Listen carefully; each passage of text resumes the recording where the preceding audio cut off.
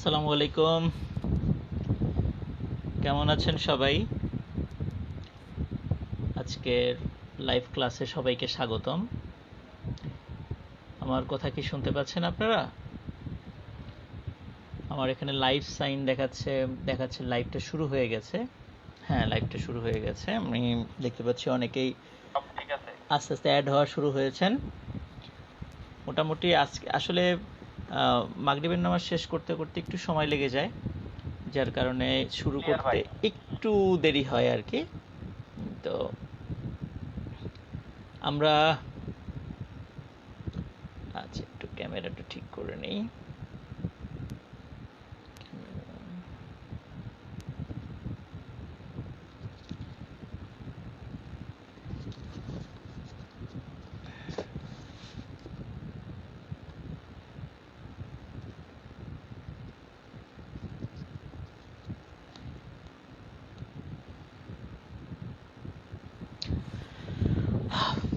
Thank you সবাইকে। Asaduzzaman Roni first আমার live ক্লাসে আসছে।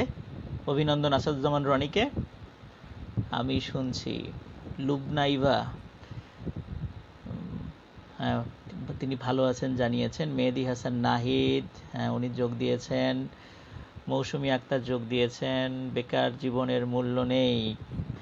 মূল্য আছে ভাইয়া, একটু মূল্যায়ন নিজেকে করতে হবে। বিসিএস কনফার্ম মালিবাগ শাখা যোগ দিয়েছে। নিশিতা ইসলাম, তারিকুল ইসলাম তারেক, তাইফিকুল ইসলাম, আলম তারেক যোগ দিয়েছেন। নিশিতা ইসলাম যোগ দিয়েছেন। কামরুন নাহার ইসলাম যোগ দিয়েছেন। ইতিমধ্যে অনেকেই যোগ দিয়েছেন। কামরুন নাহার ইসলাম সালাম জানিয়েছেন। ওয়ালাইকুম আসসালাম। কামরুন নাহার ইসলাম, আপনি কেমন আছেন? আচ্ছা, আমরা আজকে কথা না বাড়িয়ে শুরু করে দেই। অনেকেই সালাম দিয়েছেন। রৌনক হাসান, অনেক তারপরে সবার সালামের উত্তর একবারে দিয়ে দিলাম, ওয়ালাইকুম আসসালাম। আর যারা বলেছেন, যেমন শারমিন রহমান জিজ্ঞেস করেছেন, আর অনেকে জিজ্ঞেস করেছেন কেমন আছি, আলহামদুলিল্লাহ আমি ভালো আছি। এখন পর্যন্ত আল্লাহ তাআলা ভালো রেখেছেন। তো আজকে আমরা যে বিষয়টা নিয়ে আজকে আলোচনা করে শুরু করব, তো সেটা হচ্ছে বিশ্ব ব্যাংক এবং আইএমএফ নিয়ে আমরা আলোচনা করব। তো আজকে এই আলোচনাটা আমি কয়েকটা ভাগে ভাগ করেছি, কারণ অন্যান্য দিন যদি আমি 1.5 ঘন্টা ধরে আলোচনা করি আপনার খুব অতটা বেশি বোর হবে না, কিন্তু আজকে বেশ একটু কঠিন কঠিন অনেক সাল তারিখ, অনেক গুরুত্বপূর্ণ বিষয় এখানে রয়েছে। তো যার কারণে অনেক সময় আপনারা একটু বোর হয়ে যেতে পারেন। আর দেখা যাচ্ছে অনেক সময় লাইভ ক্লাসে অনেক ভিডিও অনেক সময় ঘোলা দেখা যায়, এটা একটা সমস্যা। তো এই জন্যে আমি আপনাদেরকে একটা কাজ করব, সেটা হচ্ছে যে আজকের ক্লাসটা 2টা পার্টে হবে। আজকে ফার্স্ট ক্লাস যদি এটা 2টা পার্টে হবে, একটা পার্টে আমি প্রায় 20 মিনিটের একটা ভিডিও আপলোড করে দেবো আমি ফার্স্ট ক্লাসটা শেষ করার পরপরই। আর আরেকটা পার্ট, যেটা ফার্স্ট পার্ট আমাদের চলছে, ভিডিওটা হলে হবে কি আপনারা আমি যে ডায়াগ্রামটা দেখাবো সেটা আপনারা একদম পরিষ্কার দেখতে পাবেন। আর লাইভে গেলে অনেক সময় পরিষ্কার দেখা যায় না। তারপরেও যদি আপনারা বলেন যে পরিষ্কার দেখা যাচ্ছে, আমি কিন্তু নিব। সেটা হলো পরে, যদি বলেন যে না দেখা যাচ্ছে না, সেক্ষেত্রে আমি ভিডিওটা আপলোড করে দিব, প্রায় 20 মিনিটের একটা ভিডিও আর কি। তো আমরা আজকে আর কথা না বাড়িয়ে আমাদের মূল আলোচনায় চলে যাই। আমাদের একটু মাথাটা একটু ঠান্ডা রাখা লাগবে, কারণ আজকে বেশ অনেকগুলো কথা বলবো। কেমন? যেহেতু বিশ্বব্যাংক আইএমএফ নিয়ে আমরা পড়বো, ফার্স্টে আমরা যেখানে যাব সেটা একটু ফার্স্ট ওয়ার্ল্ড ওয়ারের সময়ে আমরা একটু যেতে চাই। ফার্স্ট ওয়ার্ল্ড ওয়ার যখন হলো, তখন কিন্তু ওই ওয়ার্ল্ড ওয়ারের সময় 1917 সালে এসে আমরা কিন্তু একটি নতুন অর্থনৈতিক সিস্টেম পৃথিবীতে দেখতে পাই। সেটা হচ্ছে সমাজতান্ত্রিক অর্থনৈতিক ব্যবস্থা, যেটা লেনিন 1917 সালে এপ্রিল মাসে একটি থিসিস পেপার প্রকাশ করেছিলেন, নাম তার এপ্রিল থিসিস। এই এপ্রিল থিসিস প্রকাশ করার পরে রাশিয়ার জনগণের মধ্যে একটা নতুন উদ্দীপনা সৃষ্টি হয় নতুন একটি অর্থনৈতিক ব্যবস্থা প্রতিষ্ঠার জন্য, এবং লেনিন রেড আর্মি গঠন করেন এবং তার নেতৃত্বে জার দ্বিতীয় নিকোলাসকে ক্ষমতার থেকে উচ্ছেদ করে তিনি পৃথিবীর বুকে সর্বপ্রথম কমিউনিস্ট রাষ্ট্র প্রতিষ্ঠা করেন। এই যে নতুন একটা অর্থনৈতিক সিস্টেম চালু হলো, আর এই যে যুগ যুগ ধরে পুঁজিবাদী অর্থনৈতিক ব্যবস্থা যেটা বিদ্যমান ছিল এটা কিন্তু তার সাথে খুব ভয়ঙ্করভাবে সাংঘর্ষিক হয়ে যায়। তখন থেকেই বেসিক্যালি পুঁজিবাদ এবং সমাজতন্ত্রের দ্বন্দ্বটা চলতে থাকে। যখন ফার্স্ট ওয়ার্ল্ড ওয়ার শেষ হয়ে গেল, শেষ হওয়ার পর জার্মানির কাছ থেকে ক্ষতিপূরণ আদায়ের জন্য দুটো প্ল্যান করা হয়। একটি প্ল্যান আর একটা প্ল্যানের সংশোধিত রূপ। প্রথমে করা হয় ডয়েস প্ল্যান, যেখানে জার্মানি প্রতি সেকেন্ডে অনন্তকাল 80 মার্ক করে দিতে থাকবে, এরকম একটা কথা ছিল সেখানে। পরবর্তীতে 1929 সালে একটু সেই প্ল্যানটা সংশোধন করা হয়, নাম দেওয়া হয় তার ইয়ং প্ল্যান। সেখানে অনন্তকালের পরিবর্তে 59 বছর নির্ধারিত হয় এবং সামান্য কিছু পরিবর্তন সাধিত হয়। কিন্তু এই যে জার্মানির কাছ থেকে ক্ষতিপূরণ আদায়ের জন্য যে চাপ দিতে থাকে, জার্মানি যে এত টাকা ক্ষতিপূরণ দেবে তারা কোথা থেকে দেবে? তাদের তো ইনকাম প্রয়োজন, যেহেতু তারা যুদ্ধ বিধ্বস্ত হয়ে গেছে একরকম। তখন আমেরিকার এবং পশ্চিমা দেশগুলোর সহায়তায়, স্পেশালি আমেরিকার সহায়তায়, ফেডারেল রিজার্ভ সিস্টেম থেকে এবং পশ্চিমা বিশ্বের বেশ কিছু দেশগুলো জার্মানিতে ইনভেস্ট করতে থাকে এবং ওই ইনভেস্ট টাকা থেকে প্রফিট করে এবং জনগণের উপর অতিরিক্ত ট্যাক্স চাপিয়ে দিয়ে এই যুদ্ধের ক্ষতিপূরণ তারা আদায়ের জন্য একটা পরিকল্পনা করে এবং সেটা চলতে থাকে। কিন্তু জার্মানির যে ওই সময়ের যে মুদ্রা ছিল, এখন মুদ্রা ইউরো, তখন মুদ্রার নাম ছিল মার্ক। ইউরো চালু হওয়ার আগ পর্যন্ত জার্মানির মুদ্রা মার্ক ছিল। তো ইউরো চালু হওয়ার সাথে সাথে যখন ইউরো চালু হওয়ার সাথে সাথে মার্কটা বন্ধ হয়ে যায়, তো ওই সময় জার্মানির যে মার্কের যে ইনফ্লেশনটা, এটা এত বেশি হয়ে গিয়েছিল যে এটা কনভার্ট করলে আসলে পশ্চিমা দেশগুলোর আরও লস হচ্ছিল। এবং ফলশ্রুতিতে একটা সময় দেখা যায় আমেরিকার ওয়াল স্ট্রিটের যে শেয়ার মার্কেট 1929 সালের 29 অক্টোবর, এটাকে বলা হয় ব্ল্যাক টুয়েসডে, ভয়ঙ্কর একটা ধস নামে। এবং সেই ধসের প্রেক্ষাপটে সমগ্র আমেরিকার অর্থনীতিতে একটা বড় ধরনের প্রভাব পড়ে এবং এই প্রভাবটা সমগ্র ইউরোপে ছড়িয়ে পড়ে, ইউরোপ থেকে সারা বিশ্বে ছড়িয়ে পড়ে। এই সময়টাকে বলা হয় দ্য গ্রেট ডিপ্রেশন বা মহামন্দা। এই মহামন্দাটাকে কাটিয়ে ওঠার জন্য ফ্রাঙ্কলিন ডেলানো রুজভেল্ট উনি নিউ ডিল নামে একটি প্রকল্প চালু করেছিলেন এবং সেটার মাধ্যম দিয়ে আস্তে আস্তে আমেরিকার অর্থনীতি আবার স্বাভাবিক হয়, বিশ্বের অর্থনীতি আবার আস্তে আস্তে স্বাভাবিক হতে শুরু করে। কিন্তু যখন সেকেন্ড ওয়ার্ল্ড ওয়ার শুরু হয়ে গেল, সেকেন্ড ওয়ার্ল্ড ওয়ারের ফলে আবার ইউরোপের অর্থনীতি ব্যাপকভাবে ধস নামে। এখন সেকেন্ড ওয়ার্ল্ড ওয়ার যখন একদম শেষ দিকে, জাতিসংঘ প্রতিষ্ঠার জন্য গুরুত্বপূর্ণ কিছু কনফারেন্স যখন হচ্ছিল, এর মধ্যে তখন দুজন বিশিষ্ট অর্থনীতিবিদ, একটু নাম মনে রাখতে হবে সেই দুজনের। একজনের নাম ছিল হচ্ছে জন মেনার্ড কেইন্স, উনি ছিলেন ইংল্যান্ডের নাগরিক। আর একজনের নাম ছিল হ্যারি ডক্সটার, উনি ছিলেন আমেরিকান নাগরিক। এই জন মেনার্ড কেইন্স এবং হ্যারি ডক্সটার সারা ওয়ার্ল্ডের ইকোনমিটাকে যেন তারা নিয়ন্ত্রণ করতে পারে, টোটাল মনিটারি সিস্টেমটাকে নিয়ন্ত্রণ করতে পারে, এই জন্য তারা একটা প্ল্যান করেন, তারা একটা পরিকল্পনা করেন। এবং এই পরিকল্পনাটা তখন বিশ্বের বড় বড়, স্পেশালি আমেরিকা, তখন আমেরিকার প্রধানমন্ত্রী ছিল ফ্রাঙ্কলিন ডেলানো রুজভেল্ট। ট্রুম্যান উনি যখন 1945 সালে এপ্রিলে উনি মারা যান, তারপরে ট্রুম্যান ক্ষমতায় আসেন। তো যখন ফ্রাঙ্কলিন ডেলানো রুজভেল্টের সাথে শেয়ার করেন এবং উইনস্টন চার্চিলের সাথে শেয়ার করেন, তখন তারা কিন্তু এই বিষয়টাতে রাজি হয়ে যান। এবং এইটার প্রেক্ষাপটে আমেরিকার নিউ হ্যাম্পশায়ার অঙ্গরাজ্যের বিটনুড শহরের মাউন্ট ওয়াশিংটন হোটেলে 44টি দেশের 730 জন প্রতিনিধির উপস্থিতিতে এবং 29টি দেশের স্বাক্ষরে একটি চুক্তি স্বাক্ষরিত হয়। তার নাম হচ্ছে ব্রিটন উডস চুক্তি। এই ব্রিটন উডস চুক্তিতে সবাই খেয়াল করেন, দুটো দেশ স্বাক্ষর করেছিল। তো বিথি আক্তার লিখেছেন, স্যার কিছুই তো লিখতে পারছি না, গুরুত্বপূর্ণ জিনিসগুলো যদি আস্তে আস্তে বলেন আমরা লিখে রাখতে পারবো। আচ্ছা, আপনারা আগে শোনেন জিনিসগুলো, হ্যাঁ? আপনারা যদি একসাথে লিখতে যান, শুনতে যান, সেটা পারবেন না। ভিডিওটা আমি শামসুল আলম স্যারকে রিকোয়েস্ট করব যেন অ্যাটলিস্ট কারণ 2 দিন রাখা হয়। কারণ হচ্ছে যে অনেক সময় দেখা যায় কি, অনেকেই ঢাকার বাইরে আছেন, নেট খুব স্লো, এই সময় আমাদের সাথে অ্যাড থাকতে পারেন না। তো আপনাদের সুবিধার্থে আশা করি এই ভিডিওটা 2 দিন থাকবে আর কি। হ্যাঁ, তো আপনারা আগে বিষয়টা আত্মস্থ করেন, দেন পরে ভিডিওটা আবার প্রয়োজনীয় নেট থেকে দেখে সুন্দর করে আস্তে আস্তে লিখবেন, কোনো সমস্যা নাই। কেমন? আস্তে আস্তে লিখবেন, আগে বিষয়টা শোনেন, গল্পটা আগে মাথায় নেন, তা না হলে কিন্তু এত সাল তারিখ না সব ভুলে যাবেন পরে। এটা আমাদের বড় একটা সমস্যা, একটু পরেই বুঝতে পারবেন। আমি এখনও সাল শুরুই করি নাই, তখন মানে বুঝতে অসুবিধা হয়।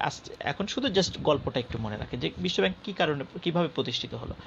তো জন মেনার্ড কেইন্স এবং হ্যারি ডকস্টার এই দুইজন ব্যক্তিকে বলা হয় বিশ্বব্যাংক এবং IMF এর জনক, international monetary fund. International monetary ফান্ডটা বেসিক্যালি গঠিত হয়েছিল যে ওয়ার্ল্ডের টোটাল মনিটারি সিস্টেমটাকে কন্ট্রোল করার জন্য। আর আজকে আমরা যে বিশ্বব্যাংকটা দেখি, সেই বিশ্বব্যাংকটার নাম কিন্তু আসলে এই বিশ্বব্যাংক না, এটার নাম ছিল এবং এখনও যেটা আছে সেটা হলো the international bank for reconstruction and development. The international bank for reconstruction and development, মানে রিকনস্ট্রাকশন অ্যান্ড ডেভেলপমেন্ট, তার মানে অবকাঠামোগত উন্নয়ন সংক্রান্ত বিষয়গুলোর জন্য এই ব্যাংকটি প্রতিষ্ঠিত করা হয়। ব্রিটন উডস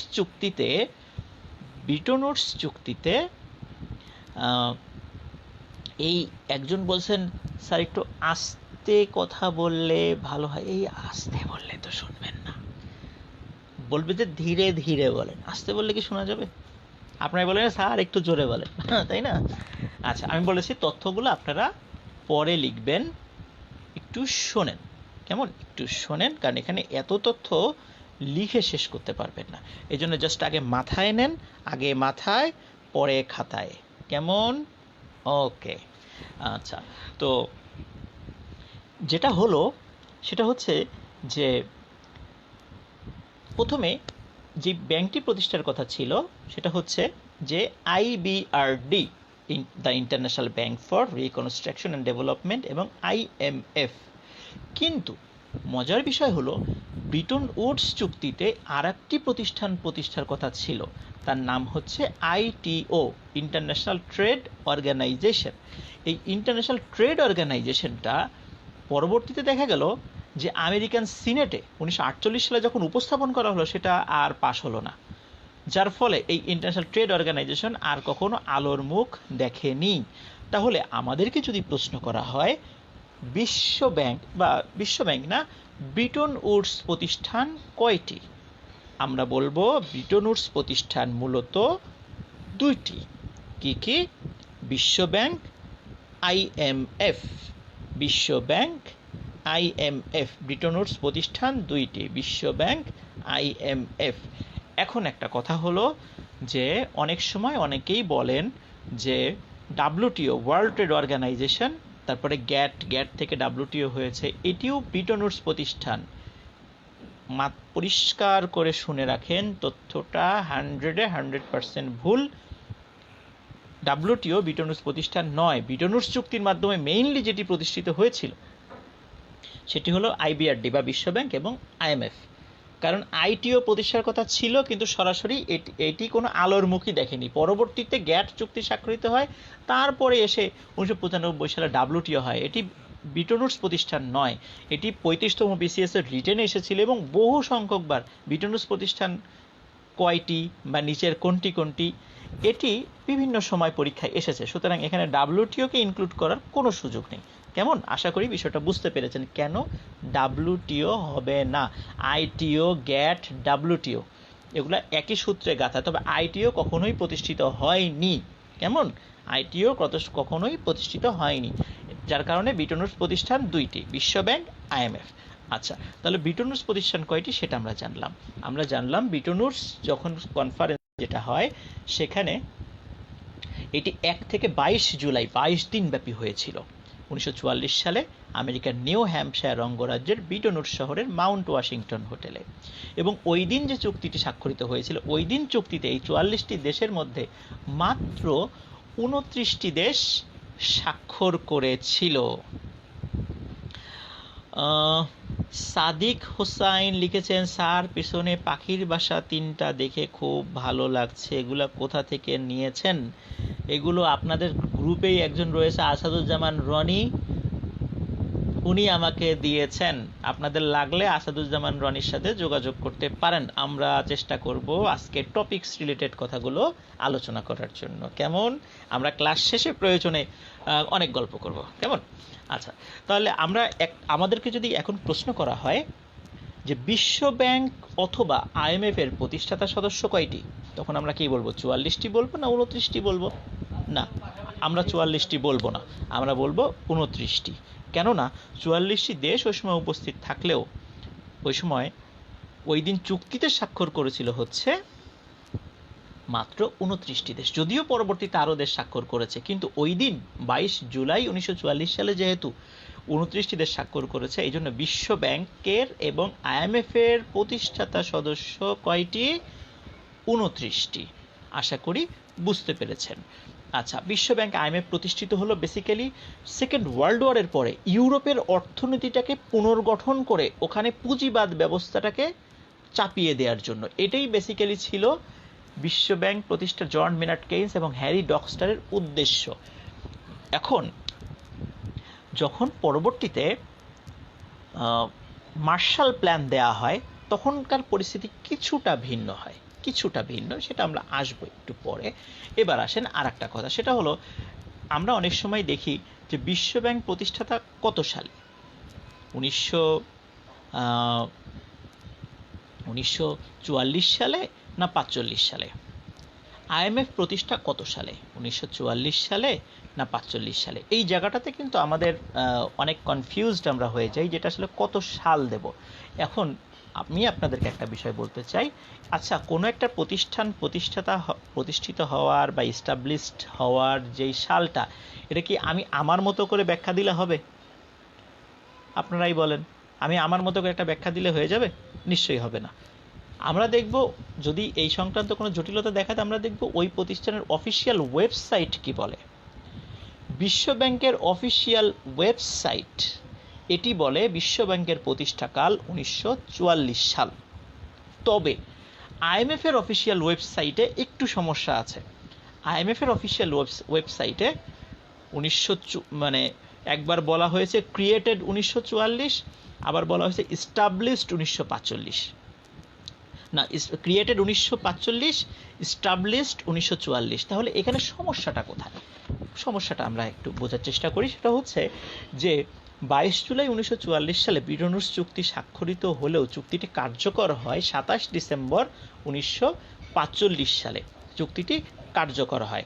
মজার বিষয়, আইএমএফ কিন্তু কাগজে কলমে ছিল, এক্সিস্ট করতো না, কিন্তু 27 ডিসেম্বর 1945 সালে আইএমএফ সরাসরি একটি এন্টিটিতে পরিণত হয়। যার কারণে আইএমএফ এর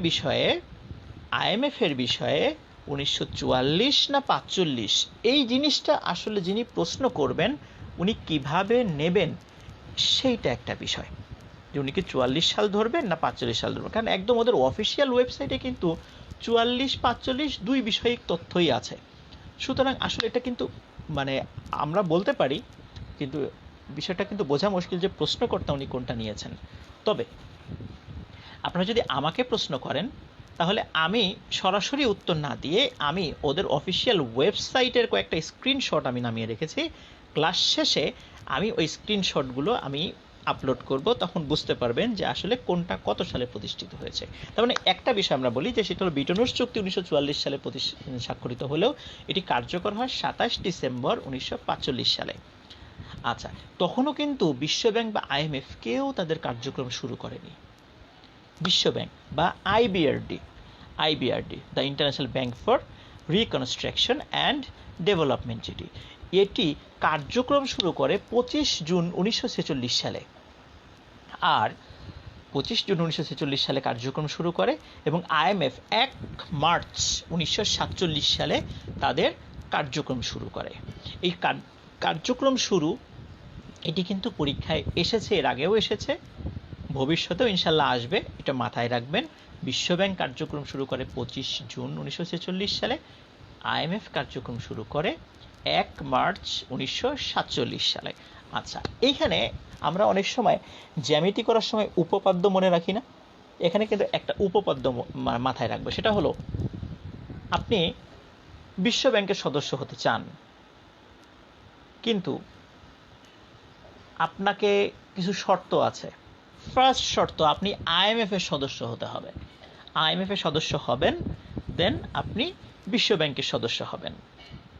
কেমন? আইএমএফ এর ফার্স্ট আইএমএফ এর সদস্য হবেন, তারপরে বিশ্ব ব্যাংকের সদস্য হবেন। মজার বিষয়, বিশ্ব ব্যাংক এবং আইএমএফ এর সদস্য প্রায় সদস্য সংখ্যা সবসময় সমান থাকবে, 100%। আইএমএফ এরও যে কয়জন সদস্য থাকবে, বিশ্ব ব্যাংকেরও সে কয়জন সদস্য থাকবে। আপনি আইএমএফ এর যেদিন সদস্য হবেন, বিশ্ব ব্যাংকেরও ওই দিন সদস্য হবেন। এই দুইটা কথা মনে রাখবেন জাস্ট, তাহলে কিন্তু আমরা সামনে এই দুটো উপপাদ্য হিসাবে মনে রাখবেন, কেমন? থিওরামের মতো মনে রাখবেন যে বিশ্ব ব্যাংকের ঠিক যেদিন সদস্য হবেন, আইএমএফ এর যেদিন সদস্য হবেন ওদিন বিশ্ব ব্যাংকের সদস্য হবেন। বিশ্ব ব্যাংকের যে কয়জন সদস্য, আইএমএফ এর সে কয়জন সদস্য, বা আইএমএফ এর যে কয়জন সদস্য, বিশ্ব ব্যাংকেরও সে কয়জন সদস্য। আচ্ছা, তাহলে আমি যদি বলি বিশ্ব ব্যাংকের বর্তমান সদস্য 189, এখন কমেন্টে আপনারা জানান তো যে আইএমএফ এর বর্তমান সদস্য কয়টি? আমি একটু কমেন্টে দেখতে চাই যে বিশ্ব ব্যাংকের সদস্য যদি বর্তমানে 189টা হয়, আইএমএফ এর সদস্য কয়টি? দেখি, আমি কমেন্টস সেকশনে দেখতে চাই। আইএমএফ এর সদস্য সংখ্যা কিন্তু আমি সরাসরি বলি নাই, ঘুরায় পেঁচায় বলছি। দেখি আপনারা একটু কমেন্টস করেন যে আইএমএফ এর সদস্য সংখ্যা কয়টি। হ্যাঁ, ধন্যবাদ কামরুন নাহার ইসলাম। আইএমএফ এর সদস্য সংখ্যা উনি লিখেছেন 189। এক্স্যাক্টলি। নিশিদা ইসলাম লিখেছেন 189, সবুজ কানজিলা লিখেছেন 189, লিমন রহমান লিখেছেন 189, দেনাদার মানুষ লিখেছেন, এরে ভাই দেনাদার মানুষ 189, সাদ্দাম হোসাইন 189, কেয়ামনি 189, ওমর ফারুক আপেল এই 190 লিখছেন কি মনে করে? ওমর ফারুক আপেল মনে হয় 189 লিখতে যায় 90 লিখে ফেলেছেন আর কি। আইএমএফ এর সদস্য 189। শুরুতেই বলেছি বিশ্ব ব্যাংকের যে কয়জন সদস্য, আইএমএফ এর সে কয়জন সদস্য, আইএমএফ এর যে কয়জন সদস্য, বিশ্ব ব্যাংকের সে কয়জন সদস্য। বিষয়টা পরিষ্কার। আর একটা বিষয়, আপনি আইএমএফ এর যখন সদস্য হবেন, বিশ্ব ব্যাংকেরও ঠিক একই সময় সদস্য হবেন। কেমন? তাহলে বিষয়টা পরিষ্কার তো? আচ্ছা, এখন কথা হলো যে আমরা বিশ্ব ব্যাংকের প্রতিষ্ঠা কিভাবে হলো সেটা দেখলাম, বিশ্ব ব্যাংকের সদস্য কয়টা সেটা দেখলাম। এখন আসেন, হ্যাঁ অনেকেই ঠিক উত্তর দিচ্ছেন 189 আইএমএফ এর সদস্য সংখ্যা, ধন্যবাদ সবাইকে। তো এখন আসেন আমরা দেখব যে এই যে যারা বিশ্ব ব্যাংক যারা চালাচ্ছেন, এই বিশ্ব ব্যাংকের কাঠামোটা ঠিক কেমন, এর কাঠামোটা কেমন, স্ট্রাকচারটা কেমন। এই স্ট্রাকচার থেকে কিন্তু বিগত বিসিএস এ প্রশ্ন এসেছে। তো বিশ্ব ব্যাংক শুরুতে কিন্তু জাস্ট আইবিআরডি ছিল। কেমন? আইবিআরডি নামে ছিল। আমরা যেমন এখন আইডিএ দেখছি, আইএফসি দেখছি, আইসিএসআইডি দেখছি, মিগা দেখছি, এগুলো কিন্তু কিছু ছিল না ফার্স্টে জাস্ট ছিল আইবিআরডি। এই আইবিআরডি যখন 1946 সালে তাদের কার্যক্রম শুরু করে, এই 1946 সালে কার্যক্রম শুরু করার পর 1947 সালে এসে তৎকালীন মার্কিন প্রেসিডেন্ট হেনরি এস ট্রুম্যান উনি একটি তত্ত্ব দিয়েছিলেন, এটাকে বলে ট্রুম্যান ডক্ট্রিন। এই ট্রুম্যান ডক্ট্রিন কেয়ামনি লিখেছেন। জন মেনার্ড কেইন্স কোন দেশের নাগরিক আপু? জন মেনার্ড কেইন্স ইংল্যান্ডের নাগরিক। হ্যারি ডকস্টার আমেরিকান নাগরিক। কেমন? ওরা দুইজন খুব বিখ্যাত একজন ইকোনমিস্ট ছিলেন, অর্থনীতিবিদ ছিলেন। কেমন? আসাদুজ্জামান রনি আইএমএফ এর মেম্বার সংখ্যা লিখেছেন 189, অনেক ধন্যবাদ তাকে, আসাদুজ্জামান রনিকে। যাদের পাখির বাসা দরকার আসাদুজ্জামান রনির সাথে যোগাযোগ করবেন। আমার মাথার উপরে যে 3টা বাবুই পাখির বাসা দেখছেন, কিন্তু আসাদুজ্জামান রনি দিয়েছেন। আসাদুজ্জামান রনি, তুমি কিন্তু রেডি হও সবাইকে পাখির বাসা প্রোভাইড করার জন্য বিনামূল্যে। কিন্তু শুরুতে বলেছিলাম যে কোনো পাখি বাসা পাখি থাকা অবস্থায় বাসা ভেঙে আনা যাবে না, যদি ঝড়ে নিচে পড়ে শুধু সেই বাসাটাই আনতে হবে। কেমন? আচ্ছা, সবুজ খান লিখেছেন ডক্ট্রিন কি? ডক্ট্রিন মানে হচ্ছে তত্ত্ব বা মতবাদ। মানুষের বিভিন্ন ইজম থাকে না, মতবাদ থাকে না, তো এটাকে বলা হয়, এটার একটা হলো ডক্ট্রিন বা তত্ত্ব বা মতবাদ। কেমন? আশা করি সবুজ খান জিলাল কোশ্চেনটি বুঝতে পেরেছেন। যদি বুঝতে পারেন তাহলে আমাকে কমেন্টসে জানাবেন। আচ্ছা, তো যেটা বলছিলাম, 1947 সালে যখন মার্শাল প্ল্যান দেওয়া হয়, মার্শাল প্ল্যানের অধীনে বেশ কিছু প্রতিষ্ঠান প্রতিষ্ঠিত হয় এবং মার্শাল প্ল্যানটা বেসিক্যালি পশ্চিম ইউরোপের দেশগুলিকে অর্থনৈতিকভাবে সাহায্য করার নামে তাদের অর্থনীতির উপরে পুঁজিবাদ ব্যবস্থা চাপিয়ে দেওয়া, যাতে করে সেই সমস্ত জায়গায় সমাজতন্ত্রটা ঢুকতে না পারে। এই উদ্দেশ্যে মার্শাল প্ল্যানটা দেওয়া হয়েছিল। এখন মার্শাল প্ল্যানটা যখন বিশ্বব্যাংক ফার্স্টে প্রতিষ্ঠিত হয়, তখন কিন্তু সে মানে স্বল্প পরিসরে ক্ষুদ্র আকারে ঋণ দিত, অল্প মেয়াদে অল্প পরিমাণে ঋণ দিত। কিন্তু দেখা গেল যে মার্শাল প্ল্যান দেওয়ার পরে ওদিকে সোভিয়েত ইউনিয়ন মলদোভ প্ল্যান দিল পূর্ব ইউরোপের জন্য, এবং তখন দেখা গেল যে শুধু পূর্ব পশ্চিমের মধ্যে সেটা সীমাবদ্ধ থাকলো না, সেটা সমগ্র পৃথিবীতে ছড়িয়ে পড়লো। তখন দেখা গেল যে এই আইবিআরডি দিয়ে যে আপনি শুধু ইউরোপের দেশগুলোকে সাহায্য করবেন তা না, আরও তো অনেক দেশ আছে, তাদেরকে কিভাবে সাহায্য করবেন, যে আরও যে সমস্ত অনুন্নত দেশ। তখন আস্তে আস্তে নতুন আরেকটি প্রতিষ্ঠার চিন্তা আসে মাথায়। তো সেটা হচ্ছে নতুন দুটো প্রতিষ্ঠার চিন্তা আসে মাথায়। একটা হচ্ছে আইএফসি এবং আইডিএ, ইন্টারন্যাশনাল ফাইন্যান্স কর্পোরেশন। 1956 সালে ইন্টারন্যাশনাল ফাইন্যান্স কর্পোরেশন প্রতিষ্ঠিত হয় এবং এটি তার কার্যক্রম শুরু করে। ইন্টারন্যাশনাল ফাইন্যান্স কর্পোরেশন যে কাজটা করে, যে পুঁজিবাদী দেশগুলোতে যে প্রচুর পরিমাণ ক্যাপিটাল তাদের হাতে আছে, সেই ক্যাপিটালগুলো তো তারা বাহিরের দেশগুলিকে ইনভেস্ট করার পরিকল্পনা করে। এখন সেই ইনভেস্টমেন্টটা যে আপনি করবেন, তো এই ইনভেস্টমেন্টটা করার জন্য একটি রেগুলেটরি অথরিটি প্রয়োজন ছিল, যার মাধ্যমে করবেন যাতে করে আপনার ইনভেস্টমেন্টটা সিকিউরড হয়। তো আইএফসি হচ্ছে সেই প্রতিষ্ঠান যেটি শুধু বেসরকারি সেক্টরে অর্থ বিনিয়োগ করে। যার যদি আমাদেরকে কখনো পরীক্ষায় প্রশ্ন আসে যে বাংলাদেশে এফডিআই আসে জাতিসংঘের কোন প্রতিষ্ঠানের মাধ্যমে, আমরা বলবো আইএফসি, ইন্টারন্যাশনাল ফাইন্যান্স কর্পোরেশন। এটি শুধু প্রাইভেট সেক্টরে অর্থ বিনিয়োগ করে। এই কোশ্চেনটি বিসিএসে এসেছিল যে জাতিসংঘের কোন সংস্থাটি শুধু প্রাইভেট সেক্টরে বিনিয়োগ করে, তাহলে আমরা উত্তর দিব আইএফসি, ইন্টারন্যাশনাল ফাইন্যান্স কর্পোরেশন। আচ্ছা, আইএফসি প্রতিষ্ঠিত হলো, এদিকে বিভিন্ন দেশগুলোর অবস্থা কিন্তু, বিশেষ করে এশিয়া বলেন, আফ্রিকা বলেন, দক্ষিণ আমেরিকা বলেন, ল্যাটিন আমেরিকা বলেন, এই সমস্ত দেশগুলোর অর্থনৈতিক অবস্থা ছিল খুব শোচনীয়।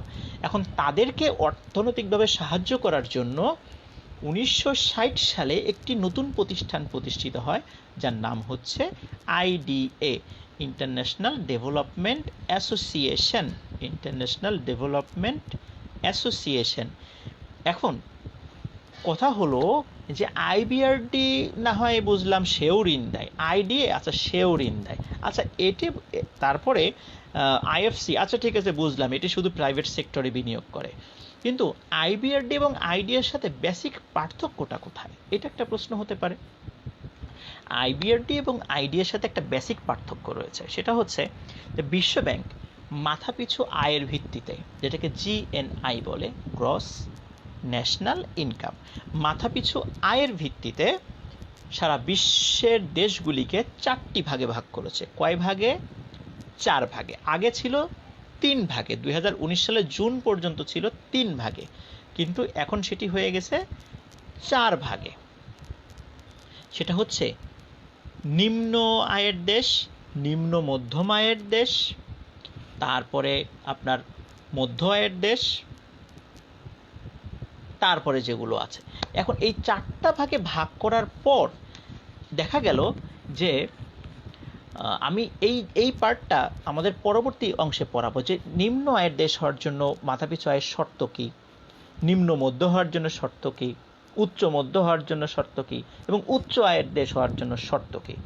তো এই 4টা ভাগে হওয়ার শর্তগুলো কী কী সেটা আমরা পরে বলবো, এবং কিভাবে এলডিসি, লিস্ট ডেভেলপ কান্ট্রিজগুলো আসলো, কিভাবে এলডিসি ভুক্ত হয়, কিভাবে এলডিসি থেকে বের হয়, এই পার্টটা আমরা পরের ক্লাস যখন করব তখন এটা আলোচনা করবো। আজকে মোটামুটি একটু সহজ পার্টগুলো নিয়ে আলোচনা করি, কেমন?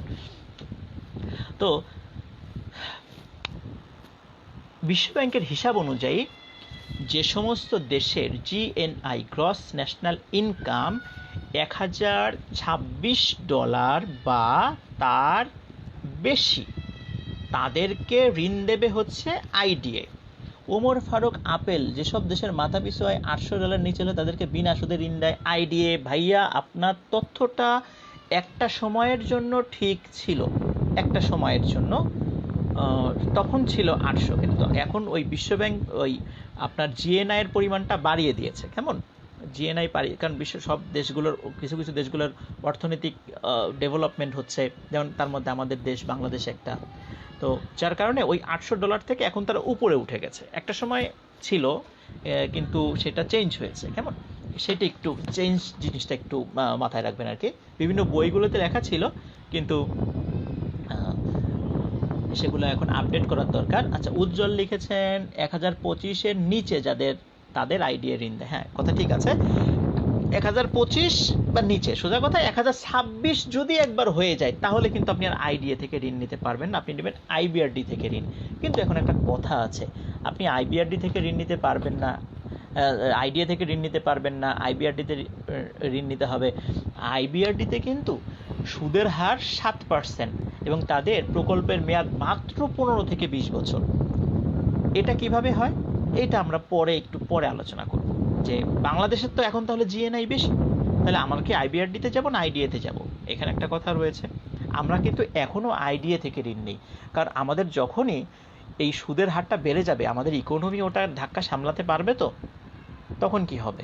এই জন্য 2024 সাল পর্যন্ত বিশ্বব্যাংক অবজারভেশনে রাখবে। 2024 সালে এসে যদি আমাদের ইকোনমির যে গ্রোথটা এটা যদি আপওয়ার্ড হয়, মানে ঊর্ধ্বমুখী থাকে, তাহলেই বাংলাদেশ আইবিআরডি থেকে ঋণের জন্য যাবে এবং সেটা মধ্যম আয়ের দেশ হবে। কেমন? আইবিআরডি বেসিক্যালি মধ্য আয়ের দেশগুলোকে ঋণ দেয়। তার মানে এই না মধ্য আয়ের উচ্চ আয়ের দেশগুলোকে যে ঋণ দেয় না তা কিন্তু না, তাদের মেইন কাজটাই হলো মধ্য আয়ের দেশগুলোকে ঋণ দেয়া। তাদেরকেও দেয় কিন্তু মেইন কাজ হলো মধ্য আয়ের দেশগুলোকে ঋণ দেয়া। বর্তমানে যাদের মাথাপিছু আয় $1026 বা তার উপরে, তাদেরকেই আইবিআরডি ঋণ দেয়, আর এর নিচে যারা তাদেরকে আইডিএ ঋণ দেয়। সহজ শর্তে ঋণ দেওয়ার কারণে আইডিএর নাম হলো সফট লোন উইন্ডো। এমন সফট লোন উইন্ডো, পরীক্ষায় প্রশ্ন আসে বিশ্বব্যাংকের কোন প্রতিষ্ঠানটিকে সফট লোন উইন্ডো বলা হয়। এখন আসেন যে এই যে বিনিয়োগগুলো আসছে আইএফসির মাধ্যমে, এফডিআই আসছে, বিশ্বব্যাংক বিনিয়োগ করছে, আইডিএ থেকে টাকা আসছে দেশে। এখন এই যে আইএফসি যে বিনিয়োগগুলো করছে বা এই বিনিয়োগ নিয়ে যদি কোনো সমস্যা হয় তাহলে সমাধান কি হবে? আপনি কার কাছে মামলা করতে যাবেন যদি বিনিয়োগ নিয়ে সমস্যা হয়? মনে করুন যে চায়না আমাদের দেশে ইনভেস্ট করছে কোনো একটা কোম্পানিতে, সেই কোম্পানি বলল যে চায়না আমাকে কোনো টাকাই দেয় নাই, সে অস্বীকার করে বসলো, বা কোনো কারণে একটা বড় ধরনের সমস্যা দেখা দিল, তখন কি হবে? তখন কি আপনি বাংলাদেশের হাইকোর্টে যাবেন না সুপ্রিম কোর্টে যাবেন, নাকি ইন্টারন্যাশনাল কোর্ট অফ জাস্টিসে যাবেন, নাকি ইন্টারন্যাশনাল ক্রিমিনাল কোর্টে যাবেন? কোথায় যাবেন? না, এই সমস্ত জায়গায় যেতে হবে না, আপনাকে যেতে হবে ICSID, international centre for settlement of investment disputes, international centre for, আন্তর্জাতিক মানে কেন্দ্র। কিসের কেন্দ্র? সেটেলমেন্ট অফ, সেটেলমেন্ট মানে মীমাংসা, সেটেলমেন্ট মানে মীমাংসা। International centre for settlement of investment disputes মানে হচ্ছে ইনভেস্টমেন্ট ডিসপিউটস, মানে বিনিয়োগ সংক্রান্ত যে বিরোধগুলো থাকে সেইটা মীমাংসা করার একটা সেন্টার। তার মানে যদি আমাদেরকে পরীক্ষায় প্রশ্ন করা হয় বিশ্বব্যাংক গ্রুপের কোন সংস্থাটি বিভিন্ন বিনিয়োগ সংক্রান্ত বিরোধগুলো মীমাংসা করে, আমরা কোন সংস্থাটির নাম বলবো? ICSID, ICSID, international centre for settlement of investment disputes. আপনারা কিন্তু মাথা গরম করেন না, কারণ আমি যেই বিষয়গুলো বলছি যে আইবিআরডি, আইএফসি, আইডিএ, আইসিএসআইডি, এই সবগুলো কিন্তু আমি ডায়াগ্রামে আপনাদেরকে পড়াবো, এবং সেই ভিডিওটা আমি যদিও আপনাদের লাইভেই শুরু করব, কিন্তু আপনারা যদি বুঝতে না পারেন সেক্ষেত্রে আমি প্রায় 20 মিনিটের একটা ভিডিও আমি করে রেখেছি, আমি সেই ভিডিওটা আপলোড করে দিব। আমার মনে হয় ভিডিওটা আপলোড করলে আপনাদের জন্য ভালো হবে, তো খুব ক্লিয়ারলি দেখতে পাবেন, কারণ ডায়াগ্রামটা অনেক লেখা ছোট তো বুঝতে অসুবিধা হবে। কেমন? আচ্ছা, রৌনক হাসান লিখেছেন আইবিআরডি এবং আইডিএ ঋণ দেবার পরিমাণ কোনটার বেশি স্যার? একটু ভালো কথা বলেছেন। আসলে ঋণটা আইডিএ সবচেয়ে বেশি মানে দিয়ে থাকে আর কি, কারণ গরিব দেশ বেশি তো এরা বেশি দিয়ে থাকে। মজার বিষয় মানে এটা শুনলে অবাক হবেন যে এই আমাদের দেশের অর্থবছর শুরু হয় কবে থেকে? 1 জুলাই থেকে জুনের শেষ তারিখ পর্যন্ত, তাই না?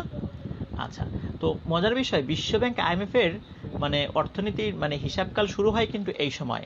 আর 2019 সালের জুন ক্লোজিংয়ে দেখা যাচ্ছে যে বিশ্ব ব্যাংকের আইডিএ, বিশ্ব ব্যাংক গ্রুপের আইডিএ যেই 10টি দেশকে সবচেয়ে বেশি ঋণ দিয়েছে, সেই 1 নম্বরে রয়েছে হচ্ছে ইথিওপিয়া এবং 2 নম্বরে রয়েছে বাংলাদেশ।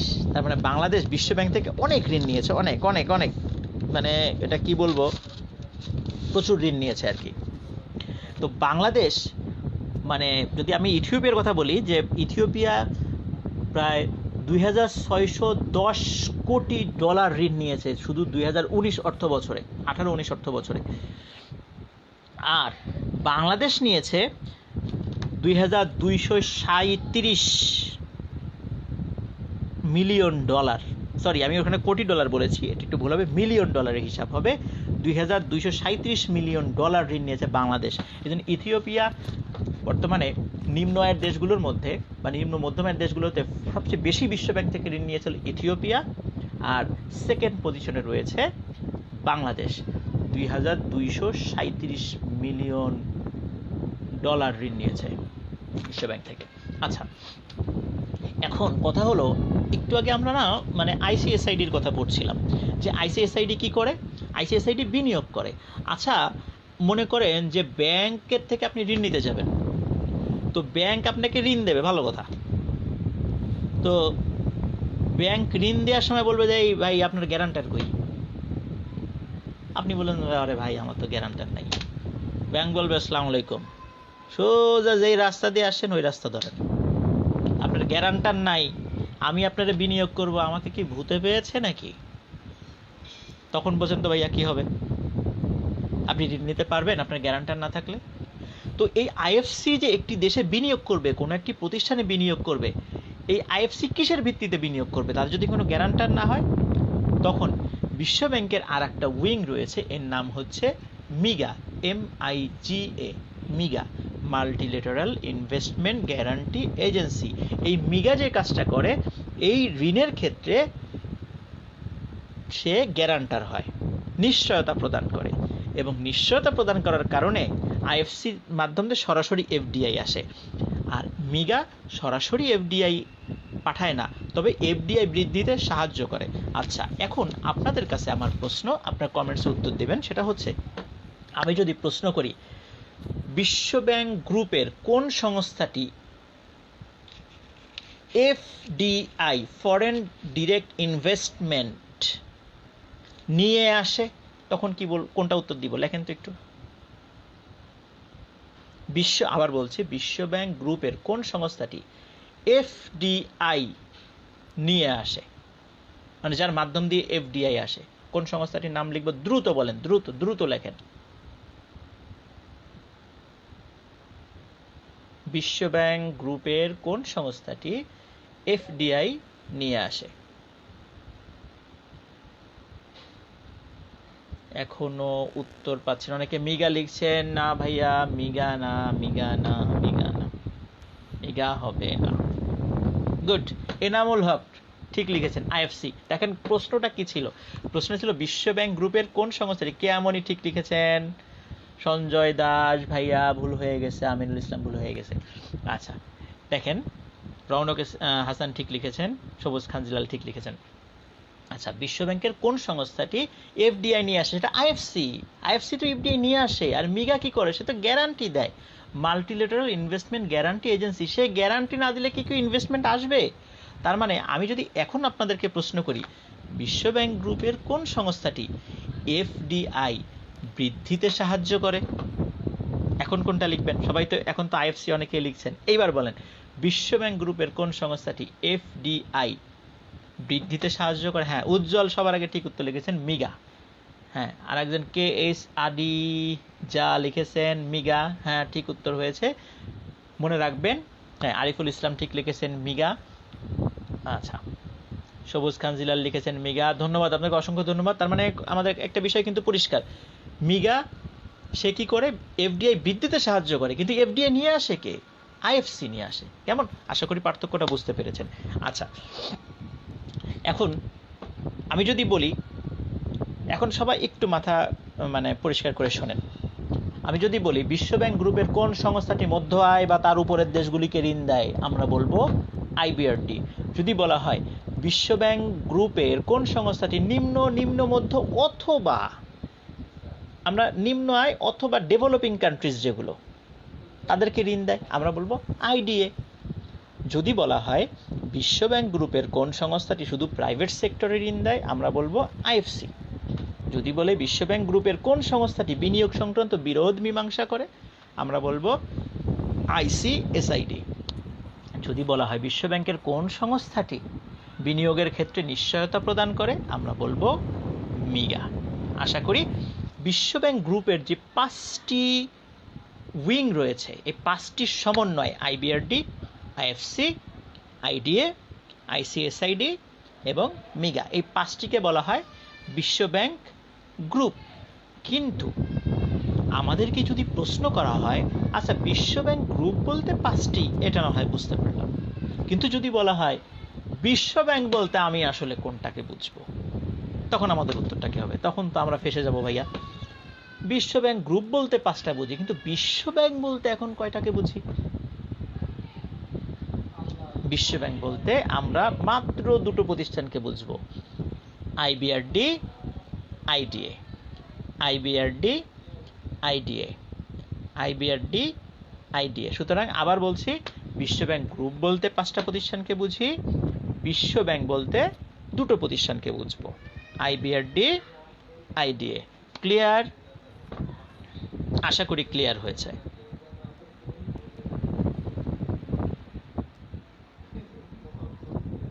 আচ্ছা স্যার আর একটি বার বললে ভালো হতো। আচ্ছা, বিশ্বব্যাংক গ্রুপ বলতে 5টি প্রতিষ্ঠানকে বুঝবো, আইবিআরডি, আইএফসি, আইডিএ, আইসিএসআইডি এবং মিগা, এই 5টি।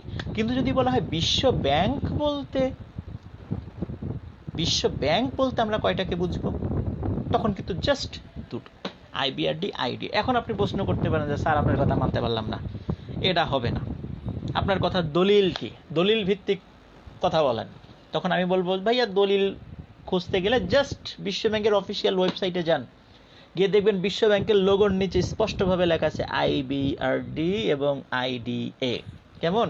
আবার বিশ্বব্যাংক গ্রুপ যদি লেখেন তাদের অফিসিয়াল ওয়েবসাইটে টোটাল 5টা প্রতিষ্ঠানকে বোঝান, এবং সেখানে স্পষ্টভাবে বলা আছে বিশ্বব্যাংক বলতে 2টো প্রতিষ্ঠান, আইবিআরডি, আইডিএ। বিশ্বব্যাংক গ্রুপ 5টি, যে 5টি আমরা এতক্ষণ আলোচনা করলাম। আচ্ছা, এখন আমরা মোটামুটি বিশ্বব্যাংকের কাঠামোটা আমরা বুঝতে পেরেছি। এবার আমরা দেখব বিশ্বব্যাংক আসলে কিভাবে সিদ্ধান্তগুলো নেয়। বিশ্বব্যাংকের সদস্য 189টি এখন পর্যন্ত। এখন কিন্তু আমাদের মাথায় একটা প্রশ্ন আসতে পারে যে 189টা সদস্য, জাতিসংঘের সদস্য 193টা, কার ঘাড়ে কয়টা মাথা? তাদের টাকা পয়সা কি এত বেশি যে বিশ্বব্যাংক এবং আইএমএফ এর সদস্য হলো না? কি অদ্ভুত ব্যাপার, তাই না? তাহলে আমাদের কি প্রশ্ন হতে পারে না যে জাতিসংঘের সদস্য 193টা, বিশ্বব্যাংকের সদস্য 189টা, তার মানে জাতিসংঘের যদি পরীক্ষায় প্রশ্ন আমাদের চলে আসে যে জাতিসংঘের সদস্য হয়েও কয়টি দেশ বিশ্বব্যাংক ও আইএমএফ এর সদস্য নয়, তখন আমাদের উত্তরটা কি হবে? একটু লেখেন তো দেখি। জাতিসংঘের সদস্য 193, কিন্তু বিশ্বব্যাংকের সদস্য 189। যদি পরীক্ষায় প্রশ্ন আসে কয়টি দেশ জাতিসংঘের সদস্য হয়েও বিশ্বব্যাংক ও অথবা বিশ্বব্যাংক বা আইএমএফ বলতে পারে, কারণ ওদের সদস্য সংখ্যা যেহেতু একই, বিশ্বব্যাংক বা আইএমএফ এর সদস্য নয়, আমরা কয়টা বলবো?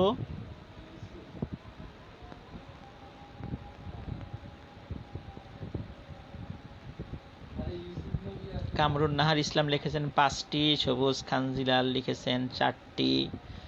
দেখি আর কে কি করে।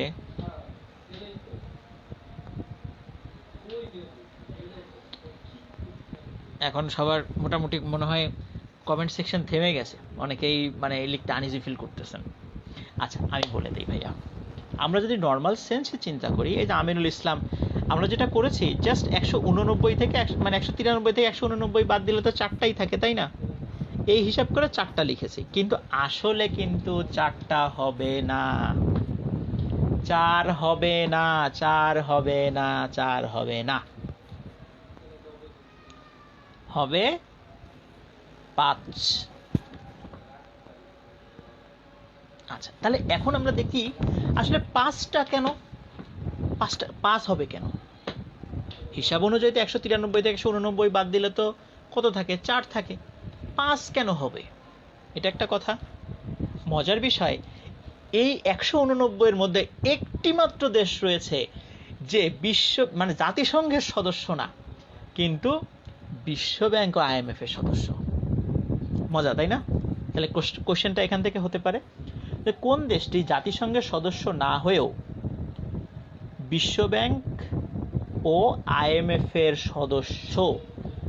মজার বিষয়, সেই দেশটির নাম হচ্ছে কসোভো। কসোভো, কেমন? কসোভো, যে এখনো জাতিসংঘের সদস্য হয়নি, কিন্তু বিশ্বব্যাংক IMF এর সদস্য হয়ে গেছে। আচ্ছা, তাহলে এবার 189 থেকে 1 বাদ দেই, কত থাকলো? 188 বা 88। এইবার বলেন তো 193 থেকে 188 বাদ দিলে থাকে 5, তাই না? 5। এই 5টি দেশের নাম আমরা একটু লিখব। হ্যাঁ, কি কি সেটা? ফার্স্টে লেখেন কিউবা। কিউবা, কিউবা এমন একটি দেশ যেই দেশ পূর্বে জাতিসংঘের সদস্য ছিল, এখন নেই। এই কোশ্চেনটা বেশ কয়েকবার বিভিন্ন কম্পিটিটিভ এক্সামে এসেছে, যে পূর্বে, সরি জাতিসংঘ না, আমি জাতিসংঘ বলেছি, এটা হচ্ছে বিশ্বব্যাংক ও IMF। পূর্বে বিশ্বব্যাংক IMF এর সদস্য ছিল, এখন নেই। কোন দেশ? উত্তর হবে কিউবা। আচ্ছা, এবার আসেন, দ্বিতীয় হলো উত্তর কোরিয়া, নর্থ কোরিয়া। তার মানে আমরা 2টা পেলাম, 5টার মধ্যে 2টা পেলাম, উত্তর কোরিয়া, কিউবা। এবার আসেন অ্যান্ডোরা, লেখেন অ্যান্ডোরা। অ্যান্ডোরা।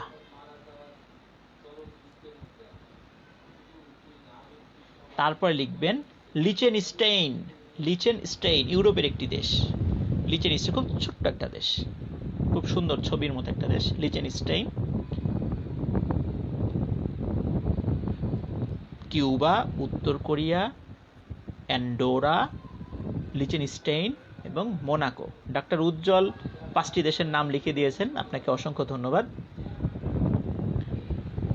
কিউবা, উত্তর কোরিয়া, লিচেনস্টেইন বা অ্যান্ডোরা, লিচেনস্টেইন, মোনাকো, এই 5টি দেশ জাতিসংঘের সদস্য, বাট বিশ্বব্যাংক IMF এর সদস্য নয়। এর মধ্যে উত্তর কোরিয়া এবং কিউবা হচ্ছে সমাজতান্ত্রিক দেশ, যার কারণে তারা সদস্য না।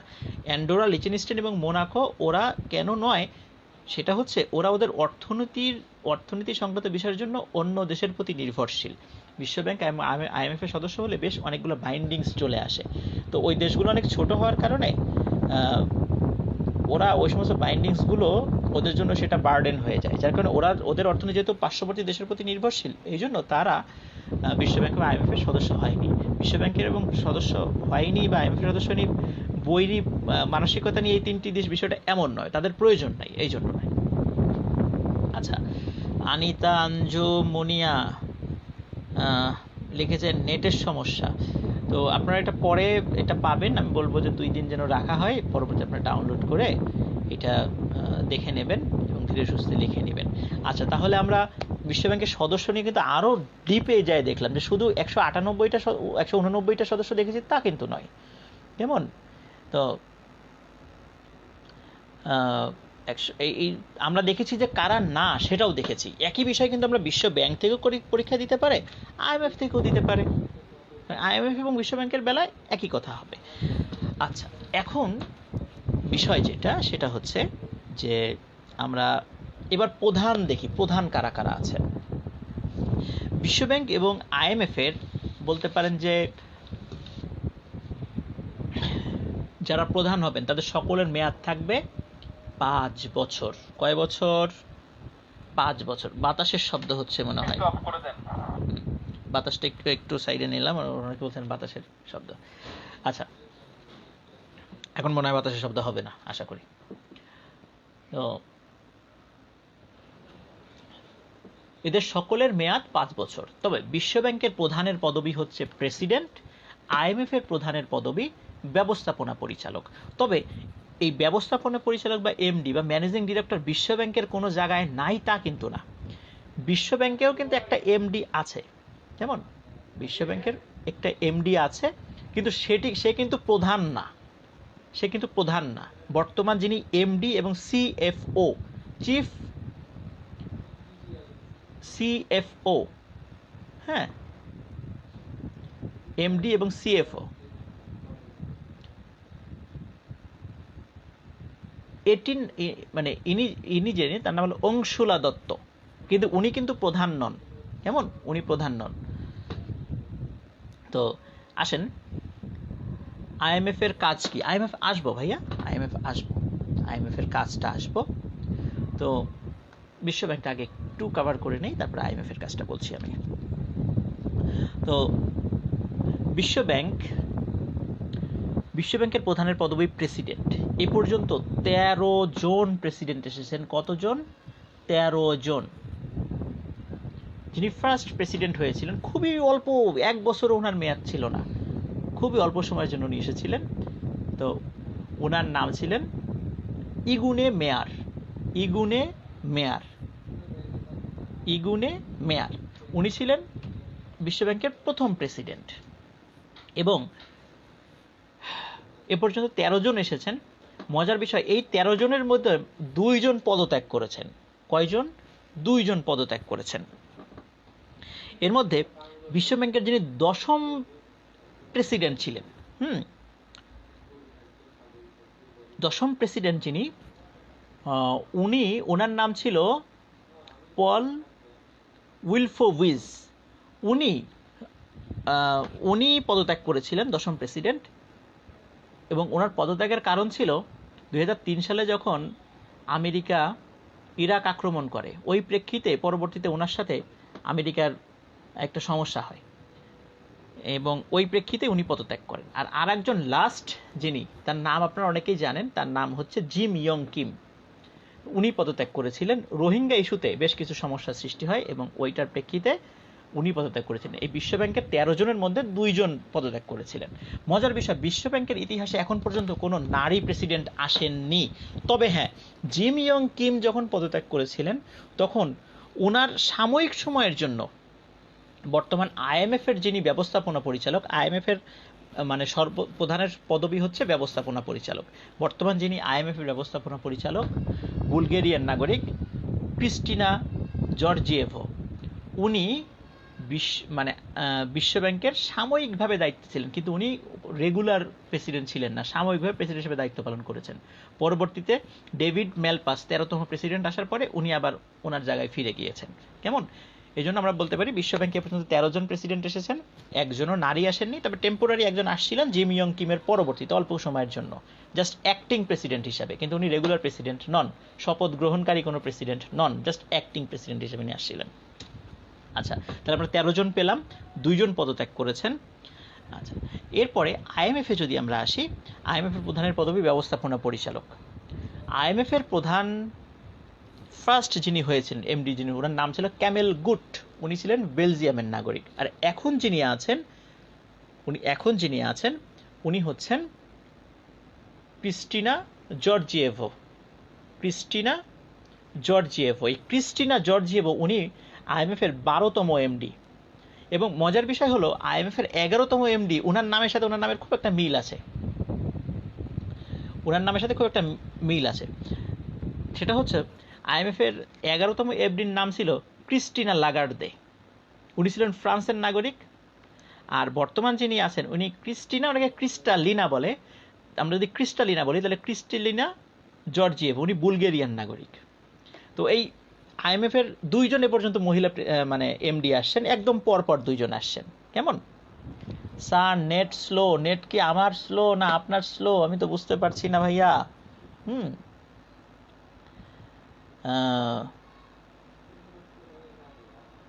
আচ্ছা, আপনার নেট স্লো হলে তো আসলে কিছু করতে পারবো না, আমার নেট স্লো হলে হয়তো বা কিছু করার সুযোগ রয়েছেন। হ্যাঁ, মাহবুব আলম মুন লিখেছেন ক্রিস্টিনা লাগার্দে হবে না। না ভাইয়া, ক্রিস্টিনা লাগার্দে এখন নেই। ইমিডিয়েট যিনি আছেন তার আগের জন ক্রিস্টিনা লাগার্দে ছিলেন, এখন হয়েছে ক্রিস্টালিনা জর্জিয়েভো। কেমন? ক্রিস্টালিনা জর্জিয়েভো, উনি বুলগেরিয়ান নাগরিক। একটা মজার বিষয় খেয়াল করেন, আমি আইএমএফ এর যে কয়জনের নাম বললাম সবার কিন্তু দেশের নাম বলেছি। একজন বললাম বেলজিয়ামের, একজন বললাম ফ্রান্সের, একজন বললাম বুলগেরিয়ার। কিন্তু দেখেন তো, আমি বিশ্ব ব্যাংকের যে বললাম 13 জন, তার ভিতরে কয়েকজনের নাম বললাম, এদের কি কারো দেশের নাম বলেছি? এইখানে একটা মজার বিষয় আছে, সেটা একটু মাথায় রাখবেন। সেটা হলো বিশ্ব ব্যাংকের মানে প্রেসিডেন্ট হওয়ার ফার্স্ট শর্ত হলো তাকে আমেরিকান নাগরিক হতে হবে। তাকে কি হতে হবে? আমেরিকান নাগরিক হতে হবে অবশ্যই।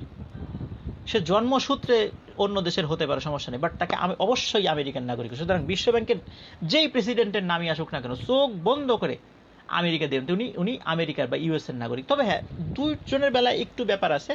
একটা হচ্ছে আপনার জেমস উলফসন নামক বিশ্ব ব্যাংকের 11তম প্রেসিডেন্ট, উনি কিন্তু অস্ট্রেলিয়ান বংশোদ্ভূত মার্কিন নাগরিক ছিলেন, এবং জিম ইয়ং কিম উনি দক্ষিণ কোরিয়ান বংশোদ্ভূত মার্কিন নাগরিক ছিলেন। এই দুইজনই শুধু অন্য জায়গায় বংশোদ্ভূত, কিন্তু তারপরেও মার্কিন নাগরিক।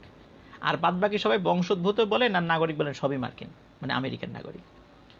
ওনাদেরকে এখন বলবেন তাহলে তো ওটা অস্ট্রেলিয়া হয়ে গেল, ওটা দক্ষিণ কোরিয়া না, ওনারা তো নাগরিকত্ব তো সেই দেশের নাই, তারা আমেরিকান নাগরিক হয়ে গেছেন।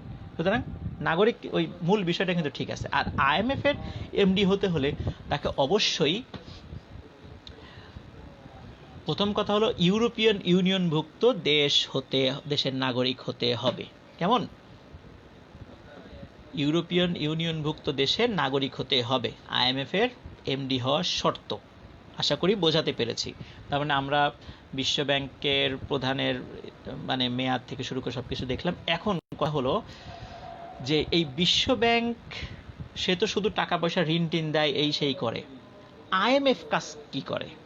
আইএমএফ এর কাজটা আমরা একটু দেখব। তো আইএমএফ যে কাজটা করে, মনে রাখবেন আইএমএফ এর তাদের টার্গেটটাই হচ্ছে সারা ওয়ার্ল্ডের মনিটারি সিস্টেম, অর্থনৈতিক অর্থ সিস্টেমটাকে নিয়ন্ত্রণ করা। এইটাই তার কাজ। তারা দারিদ্র্য বিমোচনে হেল্প করে, এটা ঠিক আছে, তার মেইন উদ্দেশ্যটাই হচ্ছে মনিটারি সিস্টেমটাকে নিয়ন্ত্রণ করা, অর্থ সিস্টেমটাকে নিয়ন্ত্রণ করা। কারণ তার নামই হচ্ছে ইন্টারন্যাশনাল মনিটারি ফান্ড, আইএমএফ। আর বিশ্ব ব্যাংকের কাজটা কিন্তু মজার বিষয়, বিশ্ব ব্যাংকের কিন্তু একটা স্লোগান রয়েছে। সেই স্লোগানটা হচ্ছে working for a world free of poverty. মানে একটি বিশ্বের জন্য তারা কাজ করছে ফ্রি অফ পভার্টি, দারিদ্র্য বিমোচনের জন্য। তাহলে আমাদেরকে যদি প্রশ্ন করা হয় যে বিশ্ব থেকে দারিদ্র্য নির্মূলের জন্য নিচের কোন প্রতিষ্ঠানটি, জাতিসংঘের কোন প্রতিষ্ঠানটি কাজ করছে, তাহলে আমরা কি বলবো? আমরা বিশ্ব ব্যাংকের নাম বলবো না আইএমএফ এর নাম বলবো? কারণ বিশ্ব ব্যাংকের স্লোগানই হলো working for a world free of poverty, মানে এমন একটি বিশ্বের জন্য তারা কাজ করছে দারিদ্র্যমুক্ত বিশ্বের জন্য।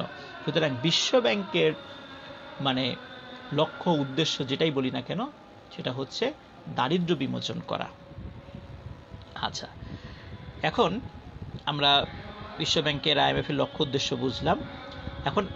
এখন আসি দেখি বিশ্ব ব্যাংকের কাঠামোটা কেমন, বিশ্ব ব্যাংক কি কাঠামোতে কাজ করে। মনে রাখবেন বিশ্ব ব্যাংকের যে 189টি দেশ রয়েছে, এই 189টি দেশের থেকে অর্থমন্ত্রী অথবা সেন্ট্রাল ব্যাংকের গভর্নর বা সেম র্যাঙ্কের বা সমতুল্য পর্যায়ের একজন পরিচালক অথবা একজন বিকল্প নির্বাহী পরিচালক, অথবা না দুইজন, একজন পরিচালক ও একজন বিকল্প নির্বাহী পরিচালক, এই দুইজনকে প্রত্যেকটি দেশ বিশ্ব ব্যাংকে পাঠায় এবং এদের সমন্বয়ে বোর্ড অফ ডিরেক্টরস গঠিত হয়। এই বোর্ড অফ ডিরেক্টরসের মধ্য থেকে টোটাল 25 জনকে বিশ্বব্যাংক পরিচালনায় নিয়ে আসা হয়। আগে 24 জন ছিল, সম্প্রতি একজন বাড়ানো হয়েছে, 25 জন। এর মধ্যে 20 জন সরাসরি মেম্বার দেশগুলোর ভোটের মাধ্যমে নির্বাচিত হয় এবং বাকি 5 জন সর্বোচ্চ চাঁদা প্রদানকারী 5টি দেশ রয়েছে: America, England, France, Japan, Germany. America, England, France, Japan, Germany, এই 5টি দেশ কর্তৃক তারা সরাসরি নিয়োগপ্রাপ্ত হন। তাহলে 20 জন ভোটের মাধ্যমে নির্বাচিত হলো আর 5 জন সরাসরি নির্বাচিত হলো, এই হলো 25 জন। এই 25 জনকে এই 25 জন হলো কার্যনির্বাহী পরিচালক। এই কার্যনির্বাহী পরিচালক, এই 25 জনই বিশ্ব ব্যাংক পরিচালনা সংক্রান্ত সকল সিদ্ধান্ত গ্রহণ করে। আমি আশা করি বোঝাতে পেরেছি। কেমন? তার মানে বিশ্ব ব্যাংক পরিচালনা করে বা পরিচালক কমিটি বর্তমানে 25 জন। এখন প্রশ্ন হতে পারে তাহলে আইএমএফ এর কতজন? মজার বিষয়, বিশ্ব ব্যাংক 24 থেকে 25-এ কনভার্ট হলেও আইএমএফ কিন্তু এখনও 24 জনই রয়ে গেছে। তার মানে আইএমএফ এর পরিচালক যারা থাকবেন এরাও মানে বোর্ড অফ ডিরেক্টরস যারা মানে যারা কার্যনির্বাহী পরিচালকে যারা থাকবেন, এই সংখ্যা বর্তমানে 24 জন। ওরা এখনও একজন বাড়ায়নি, মানে বিশ্বব্যাংকের 25 জন, ওদের 24 জন, ওরা এখনও 24 জনের রয়ে গেছে, একজন এখনও বাড়ায়নি IMF-এর। আচ্ছা, তো এখন আমরা বিশ্বব্যাংকের মানে কাঠামোটা দেখলাম, কিভাবে পরিচালিত হয় আমরা সেটা দেখলাম। এখন কথা হলো IMF এটি আসলে কাজটা কি করে, এইটা একটা বিষয়। IMF দেখা যাচ্ছে ওরা বিশ্বের অর্থনৈতিক সিস্টেমকে খুব কৌশলে নিয়ন্ত্রণ করে। ওরা একটি দেশের দারিদ্র্য বিমোচন কৌশলপত্র, এটাকে বলে পভার্টি রিডাকশন স্ট্র্যাটেজি পেপার্স, দারিদ্র্য বিমোচন কৌশলপত্র প্রণয়ন করে। এবং এই কৌশলপত্র প্রণয়নের মাধ্যম দিয়ে সেই দেশকে চাপ দেয় বিভিন্ন সরকারি সংস্থাগুলো প্রাইভেট সেক্টরে ছেড়ে দিতে, প্রাইভেটাইজেশনের দিকে ছেড়ে দিতে, কৃষিখাতে ভর্তুকি তুলে দিতে, সরকারের সাবসিডিগুলো কমিয়ে আনতে, যে সমস্ত সেক্টরগুলোতে সাবসিডি দেওয়া হয় বা ভর্তুকি দেওয়া হয় সেগুলো কমিয়ে আনতে। ট্যাক্স ব্যবস্থার উপরে IMF সরাসরি নিয়ন্ত্রণ করে, সরাসরি পরামর্শ দেয় এবং সরাসরি হস্তক্ষেপ করে। একটি দেশের মুদ্রাস্ফীতি বা মুদ্রা সংকোচন নিয়ন্ত্রণে IMF পদক্ষেপ নেয়। প্রত্যেকটি দেশের সদস্য দেশগুলোর সেন্ট্রাল ব্যাংক প্রতি বছর যে মুদ্রানীতি ঘোষণা করে, সেই মুদ্রা নীতিগুলো কিভাবে করতে হবে সেই বিষয়ে পরামর্শ দেয়। যদি আপনি বলতে পারেন যে পরামর্শ দিলেন, আমি শুনলাম না, ভাই আপনি পরামর্শ দিলেন, যদি না শোনেন তাহলে বিশ্বব্যাংক IMF আপনাকে ঋণ দেবে না। IMF গ্রিন সিগন্যাল না দিলে বিশ্বব্যাংক ঋণ দেবে না, বিশ্বব্যাংকের কোনো সংস্থা ঋণ দেবে না, এমনকি কোনো FDIও আপনার আসবে না, IFC কোনো FDI দেবে না, মিগা কাউকে গ্যারান্টার দেবে না, IDA ঋণ দেবে না, তারপরে IBRD ঋণ দেবে না, এক বিপাকে পড়ে যেতে হবে। এই জন্য বিশ্বব্যাংক এবং IMF ঋণের জালে বিভিন্ন দেশগুলো ফেসে যাচ্ছে। তাদের এই কৌশলগত বিভিন্ন ট্যাক্টফুলি যেই সমস্ত স্ট্র্যাটেজি তারা নিয়েছে, সেখানে বিশ্বের বিভিন্ন দেশগুলো এই ঋণের জালে ফেসে যাচ্ছে। তো আমরা বিশ্বব্যাংক এবং IMF প্রতিষ্ঠার ইতিহাস দেখলাম, বিশ্বব্যাংক IMF-এর গঠন দেখলাম, তারপর তারা কি কাজ করে সেটা দেখলাম। তারপরে বিশ্বব্যাংক গ্রুপ যেই 5টি সেটা আমরা দেখলাম।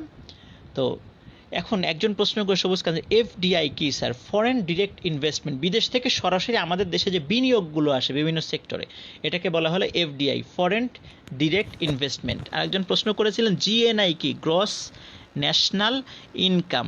হ্যাঁ, খুব ভালো একটা প্রশ্ন। GNI কি? কেমন? IMF-এর প্রধান MD, ওয়ার্ল্ড ব্যাংকের প্রধান প্রেসিডেন্ট কেন স্যার? আচ্ছা, সেটা হলো যে সমস্ত ব্যাংক সংক্রান্ত যে সমস্ত প্রতিষ্ঠানগুলো রয়েছে, দেখবেন সেই সমস্ত সকল প্রতিষ্ঠানের প্রধানের পদবি প্রেসিডেন্ট হন। কেমন? প্রধানের পদবি প্রেসিডেন্ট হন।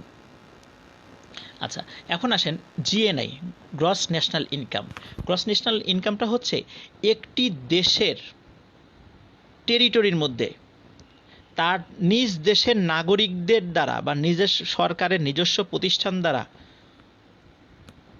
উৎপাদিত সকল ফিনিশড গুডস এবং সার্ভিসের যে মূল্য, মানে চূড়ান্ত পণ্য যেটাকে বলি, যেটা ব্যবহার উপযোগী যেটা পণ্য, ফিনিশড গুডস এবং সার্ভিসের মূল্য সেটা, এবং ওই দেশের কোনো লোক যদি বিদেশে থেকে থাকে, ওই দেশ যদি বিদেশেও যদি বিনিয়োগ করে থাকে, সেখানে যে সমস্ত মানে আপনার যে ইনকামগুলো হবে, সেই ইনকামের মূল্য সব একত্রে, এইটাকে বলা হয় হলো GNI, গ্রস ন্যাশনাল ইনকাম।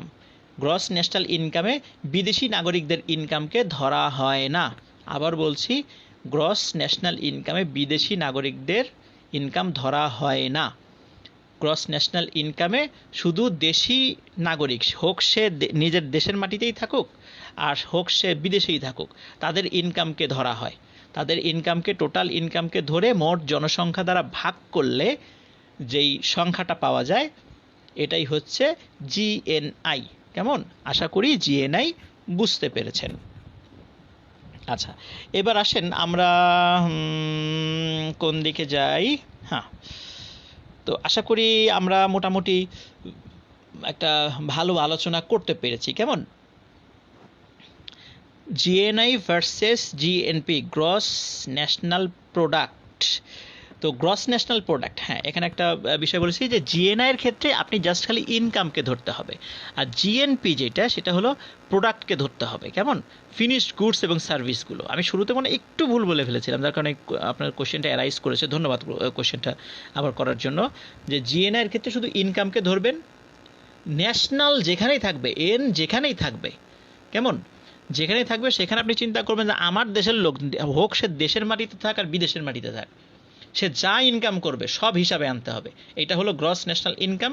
আর জিএনপি হলো আমার দেশের কোনো প্রতিষ্ঠান হোক, আমার দেশের কোনো লোক হোক, সে দেশের মাটিতে যেই প্রোডাক্ট বা সার্ভিস দিক, অথবা বিদেশের মাটিতে কোনো প্রোডাক্ট উৎপাদন করুক বা সার্ভিস দিক, সেগুলোর সকল মানে মূল্য মানে হিসাব করলে সেটা হবে হলো জিএনপি। এখন জিডিপি হচ্ছে জাস্ট ওই বিদেশেরটা হিসাব করা যাবে না, জাস্ট খালি নিজস্ব টেরিটরির মধ্যে দেশি এবং বিদেশি এই একটা জায়গায় বিদেশিদেরকে ইনক্লুড করতে হবে। জিডিপি হচ্ছে নিজস্ব টেরিটরির মধ্যে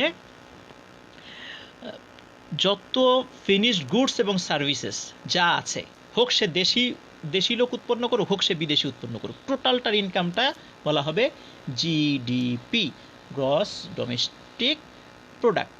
আশা করি উত্তরটা পেয়েছেন। এখন মজার বিষয় হলো, আমি আপনাদেরকে বোঝাতে চেয়েছিলাম হচ্ছে যে আমাদের বিশ্বব্যাংকের যেই মানে একটা ডায়াগ্রাম, যে 5টি উইং সে কীভাবে কাজ করে। আমি আপনাদেরকে জিএসপি নিয়ে একটু বলেন ভাইয়া। জিএসপিটা হলো জেনারেলাইজ সিস্টেম অফ প্রিফারেন্সেস। কেমন? এই জিএসপিটা আমরা এখন আলোচনা না করি, এই জিএসপিটা আমরা আলোচনা করব হচ্ছে যখন আমরা বেসিক্যালি স্নায়ুযুদ্ধটা পড়ব, তখনকার জন্য ওটা থাক। কেমন? তখনকার জন্য ওটা থাক। জিএসপির হিসাবটা আলাদা, ওটা জাতিসংঘ যখন আংটার প্রতিষ্ঠা করে এই আংটার জিএসপির ধারণাটা নিয়ে আসে।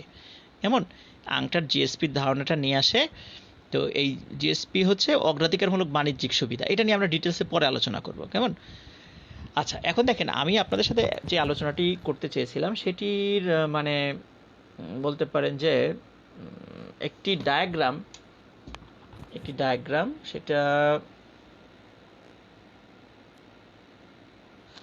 সেটি এইরকম একটা ডায়াগ্রাম। কেমন?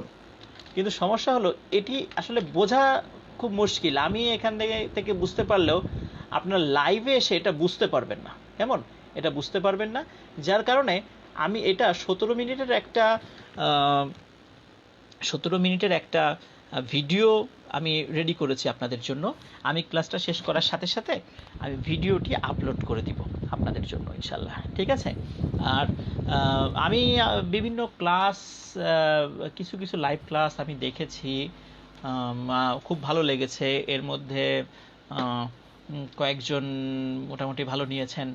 আমি প্রলয় পাল স্যারের লাইভটা দেখেছি, মোটামুটি আমার ভালো লেগেছে ওনার ক্লাসটা। বিশ্বব্যাংক উনি যদিও অতটা ডিটেলস করার নাই, ওনারটা মোটামুটি আমি দেখলাম। বেশ কিছু বিষয়গুলো আসলে লাইভে অনেকটা বলাও যায় না। হ্যাঁ, লাইভ অনেক সময় অনেকটা বলা যায় না, তো যার কারণে অনেক সময় শর্টেজ মানে খুব তাড়াতাড়ি চলে যেতে হয়। আমরা নেক্সট ক্লাসে যেটা করব, আমরা দেখব যে বিশ্বব্যাংকের আরও কিছু কাজ, বিশ্বব্যাংক কিভাবে কাজ করে, কয়টা সেক্টরে তারা টাকা বিনিয়োগ করে, বিনিয়োগটা কিভাবে করে, তারপরে বিশ্বব্যাংক এবং আইএমএফ কি কি রিপোর্ট প্রকাশ করে। এরপরে আমরা দেখব বিশ্বব্যাংক এবং আইএমএফ এর প্যারালাল কোনো অর্গানাইজেশন আছে কিনা। আমরা দুটো অর্গানাইজেশন পাবো, এআইআইবি পাবো, এনডিবি পাবো। কেমন? আচ্ছা, তারপরে আমরা আরও কিছু জিনিস দেখব। তখন আমরা কিন্তু আরও অনেক অর্গানাইজেশন, আমরা ইউরোপীয় ইউনিয়ন সামনে চলে আসবে, তারপরে সেই সাথে ইউরোপীয় ইউনিয়ন, যেমন European central bank, European investment bank, এরকম আরও অনেক অর্গানাইজেশন চলে আসবে। কেমন? আরও অনেক অর্গানাইজেশন চলে আসবে। তো সেই জিনিসগুলো আমরা ইনশাল্লাহ দেখব। রওনক হাসান, হ্যাঁ, অনেক সুন্দর একটা প্রশ্ন করেন। এসডিআর কি sir? Special drawing rights. SDR, বিশ্বব্যাংক যেমন মার্কিন ডলারে লেনদেন করে, আইএমএফ লেনদেন করে হলো এসডিআরে। যেমন স্পেশাল ড্রয়িং রাইটস। 1969 সাল পর্যন্ত আইএমএফ ডলারেই লেনদেন করত, কিন্তু আইএমএফের গঠনতন্ত্র সংশোধন করে 5টি মুদ্রাকে অ্যাড করা হয়। কয়টি মুদ্রা? 5টি মুদ্রাকে অ্যাড করা হয়। ইনায়া দুন্না নিপা লিখেছেন জিডিপিটা আবার একটু বলে। আচ্ছা বলবো। আচ্ছা, 5টি মুদ্রাকে অ্যাড করা হয়। একটা হলো মার্কিন ডলার, তো আগে থেকে ছিল মার্কিন ডলার, ব্রিটিশ পাউন্ড স্টার্লিং, তারপরে হচ্ছে ইউরো, আবার বলছি মার্কিন dollar, British pound sterling, euro, জাপানি ইয়েন, এবং সর্বশেষ অন্তর্ভুক্ত করা হয় চীনা ইউয়ান। আবার বলছি মার্কিন dollar, British pound sterling, euro, তারপরে হচ্ছে জাপানি ইয়েন, চীনা ইউয়ান। এই 5টি মুদ্রাকে বলা হয়, একত্রে বলা হয় এসডিআর, স্পেশাল ড্রয়িং রাইটস, যেটা 1969 সালে চালু হয়েছিল। এটি বিসিএস একবার কোশ্চেন এসেছিল, আমি এটার পরে আবার বলতাম। তো মোটামুটি আজকে আমরা খুব বেশি কষ্ট না দেই, কারণ আমি ভিডিওটা আপলোড করলে দেখবেন আপনাদের জন্য আরেকটু কষ্ট হয়ে যাচ্ছে। ভিডিওতে আমরা নোটাবেন হিসাবে আইবিআরডির প্যারালাল একটা অর্গানাইজেশন দেখেছি, নাম দেখিয়েছি EBRD, European bank for reconstruction and development. যখন সোভিয়েত ইউনিয়ন ভেঙে যায়, সোভিয়েত ইউনিয়ন ভেঙে গেলে আপনাদেরকে আমি একটা পেজ কিন্তু মানে করেছিলাম, কেমন ছবি আপলোড করতে বলেছিলাম। সেই ছবিটা আপনারা পারলে একটু প্রিন্ট করে নেবেন, যদি প্রিন্ট করার সুযোগ থাকে, না হলে ওটা একটু দেখার চেষ্টা করবেন। দেখবেন আইবিআরডির নিচে ইবিআরডি নামে একটা প্রতিষ্ঠান দিয়েছি। এটি কিন্তু বিশ্বব্যাংকের কিছু না, জাস্ট খালি মিলে যায় একদম, European bank for reconstruction and development. এটি সোভিয়েত ইউনিয়ন ভেঙে যাওয়ার প্রাক্কালে এটি প্রতিষ্ঠিত হয়েছিল। বর্তমানে প্রায় 71টি সদস্য রয়েছে। এর ভিতরে 2টি রয়েছে হচ্ছে সংস্থা, ইউরোপীয় ইউনিয়ন এবং ইউরোপিয়ান ইনভেস্টমেন্ট ব্যাংক, এবং 69টি রয়েছে হচ্ছে দেশ। তার মানে টোটাল সদস্য হলো 71টা। তো এর সদর দপ্তর হচ্ছে লন্ডন। ইবিআরডি আইবিআরডি প্লাস প্রায় একই রকম হয়ে যায় আর কি, এই জন্য ওটা আমি আপনাদের পেজে ওটা আপলোড করে দিয়েছিলাম। আশা করি আপনাদের বুঝতে সমস্যা হবে না। আমি আপনাদেরকে ভিডিওটা আপলোড করে দিচ্ছি এখনই। কারো কোনো প্রশ্ন থাকলে করবেন, নাহলে আপনাদের কাছে আমার কিন্তু একটা প্রশ্ন আছে, সেটা আমি করব। ও জিডিপিটা আবার একটু, জিডিপিটা হচ্ছে এই যে ডোমেস্টিক কথাটা যখনই থাকবে তখন জাস্ট খালি আমরা বলি না ডোমেস্টিক কাজ, তার মানে আপনার বাড়ির কাজ, বাইরের কাজকে আপনি ডোমেস্টিক কাজ বলেন, তাই না? বাইরের কাজকে আমরা ডোমেস্টিক কাজ বলি না। ডোমেস্টিক বলতে আমি আমার দেশকে কল্পনা করব। আমার দেশের মধ্যে একটি নির্দিষ্ট অর্থ বছরে যত ফিনিশড গুডস, মানে চূড়ান্ত পণ্য, চূড়ান্তভাবে ব্যবহার উপযোগী পণ্য, গুডস এবং সার্ভিসেস, হ্যাঁ সব পণ্য কিন্তু মানে ভার্চুয়াল পণ্যও হয় কিন্তু, যেমন একটি বারবার বা নাপিত চুল কেটে দিচ্ছে, তার প্রোডাক্ট সে কিন্তু সার্ভিস দিচ্ছে, এটা কিন্তু সার্ভিস। হ্যাঁ, তো একটি নির্দিষ্ট অর্থ বছরে একটি দেশের টেরিটরির মধ্যে টোটাল সার্ভিস কত, হ্যাঁ টোটাল মানে ফিনিশড গুডস এবং সার্ভিস কত, সেটার হিসাবটাকে বলা হয় হচ্ছে জিডিপি। এখানে দেশি লোকদের উৎপাদিত পণ্য বা সার্ভিস এবং বিদেশি লোকের উৎপাদিত পণ্য সবাইকে অ্যাড করা হয়। আচ্ছা, আপনাদের কারো কোনো মনে হয় প্রশ্ন নাই? তাহলে আমি একটা প্রশ্ন আপনাদেরকে করব। সবাই রেডি? একটু রেডি হন, বলেন রেডি। রেডি না হলে প্রশ্নটা করব না। প্রশ্ন কিন্তু খুব কঠিন একটা প্রশ্ন, যা আলোচনা করেছি এর মধ্যে কিছু না, খুব কঠিন একটা প্রশ্ন।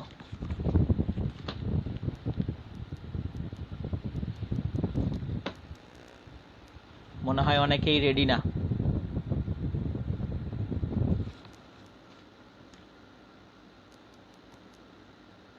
রেডি? হ্যাঁ, সবুজ খান জিলা রেডি।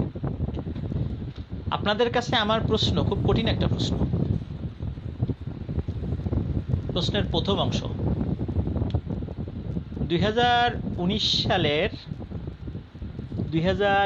সালের অর্থনৈতিক সমীক্ষা অনুযায়ী বাংলাদেশের জনসংখ্যা কত? 2019 সালের অর্থনৈতিক সমীক্ষা অনুযায়ী বাংলাদেশের জনসংখ্যা কত? সবাই রেডি?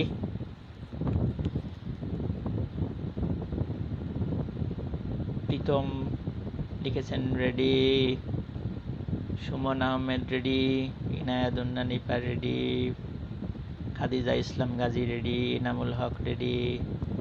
হ্যাঁ, সবুজ খানজিলাল সবার আগে। কিন্তু উত্তরটা কি হয়েছে? বাংলাদেশের অর্থনৈতিক সমীক্ষা অনুযায়ী জনসংখ্যা কি 16,67,00,000?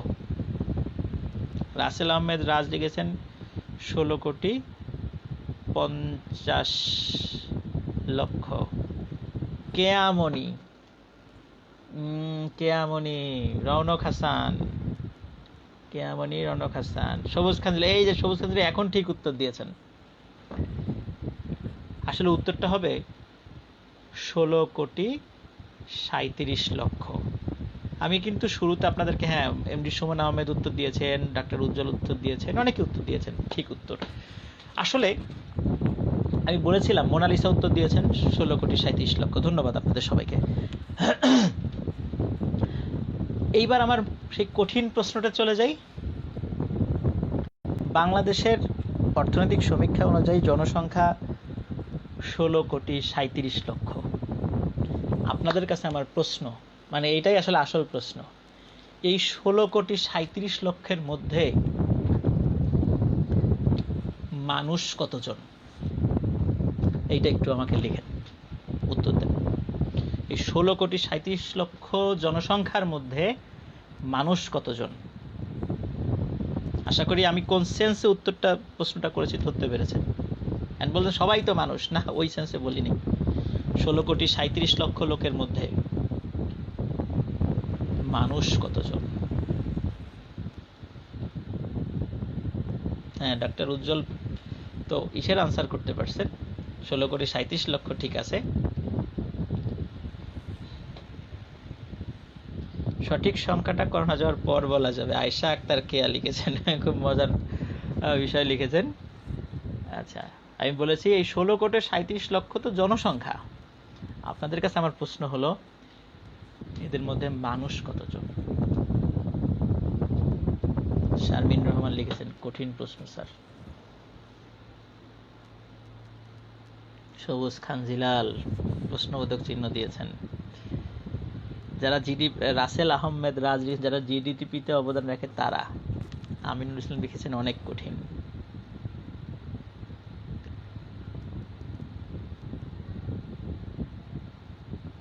বলা মুশকিল, তানজিল আজাদ লিখেছেন।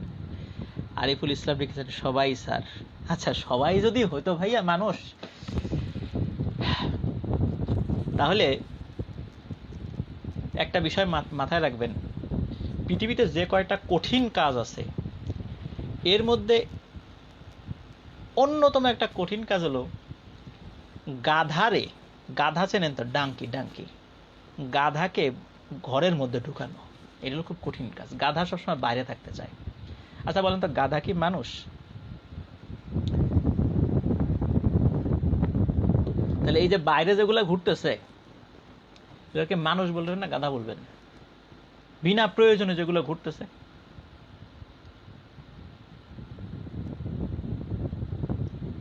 এগুলো হলো ডাঙ্কি। মানে গাধাকে এত কিছু বলার পরেও, এত মানুষ মারা যাচ্ছে, এত এফেক্টেড হচ্ছে, ইনফেক্টেড হচ্ছে, এরপরে মানুষ বাইরে ঘুরে বেড়াচ্ছে, তাই না? তো এগুলো তো গাধা, এক শ্রেণীর লোক তো পেয়েই গেলাম। আচ্ছা বলেন তো, এই যে যারা চাল চুরি করছে, এই দুঃসময়ে যারা দুর্নীতি করছে, এরা কি মানুষ? তার মানে এই সময় মানুষ কারা? আমরা যদি নিজের, এটা তো আমিও ভাইয়া পারবো না বলতে, আল্লাহ ভালো জানেন। তবে একটা কথা বলতে পারি, এই সময় যারা বাসায় আছেন, এমনকি যারা বাইরে আছেন, যারা মানুষের দুঃখ কষ্টকে দূরীভূত করার জন্য চেষ্টা করে যাচ্ছেন, ঘরে থেকেও চেষ্টা করছেন, বাইরে থেকেও চেষ্টা করছেন, কিছুই পারছেন না, অন্তরেও ব্যথা অনুভূত হচ্ছে যে হায় হায়, আমার যদি সামর্থ্য থাকতো আমি করতাম। এরাই হচ্ছে মানুষ। কিন্তু সেই সংখ্যা কতজন জানি না, আমরা কেউ জানি না, আল্লাহ ভালো জানেন, তাই না? আজকে এই পর্যন্তই থাকলো, ইনশাল্লাহ পরবর্তীতে দেখা হবে। সবার জন্য শুভকামনা থাকলো, ভালো থাকবেন, সুস্থ থাকবেন। প্রশ্ন করেছেন স্যার, ভূতের গল্প শুনতে চাই। ভাইয়া আসলে আমি তো রেডিও ফুর্তিতে দীর্ঘদিন যাইতাম, তো এখন দেখা যাচ্ছে যে এখনো যাই, কিন্তু এখন ভূত.com-এ গল্পগুলো শেয়ার হয়, কিন্তু আমি আসলে ক্লাসে বলেন বা লাইভে বলেন, আমি এইগুলা কখনো আসলে ওইভাবে শেয়ার করি না। মানে এই এই জায়গাটা, এটা আমার একটা অনুভূতির জায়গা, ভালো লাগার জায়গা, প্যাশনের জায়গা। এই জায়গাটা আমি প্রফেশনের জায়গাটাতে আসলে নিয়ে আসি না। হ্যাঁ, ভূতের গল্প এমনি করব, যদি খুব প্রয়োজন হয় পেজে মাঝে মাঝে রহস্যময় কোনো লেখা আপলোড করব, বাট লাইভে এসে ভূতের গল্প করার ইচ্ছা আসলে আমার খুব কম। ভূত.com-এর পেজ রয়েছে, মাঝে মাঝে আমি সেখানে লাইভে যাই, তখন শুধু ভয়ঙ্কর বিষয়গুলো চলতে থাকে। ঠিক আছে, এইগুলো মানে আমরা এসে না বলাই, আমরা না বলি, কেমন? কারণ এটা আসলে ডিফারেন্ট জিনিস। আচ্ছা, একজন মনে হয় প্রশ্ন করেছিলেন, রওনক হাসান প্রশ্ন করেছেন অ্যাসোসিয়েশন আর কর্পোরেশনের পার্থক্য কি স্যার? আইএফসি এর সি দিয়ে কর্পোরেশন, আইডি এর এ দিয়ে অ্যাসোসিয়েশন, কি বুঝায় স্যার? আচ্ছা, ঠিক আছে, ভালো কোশ্চেন।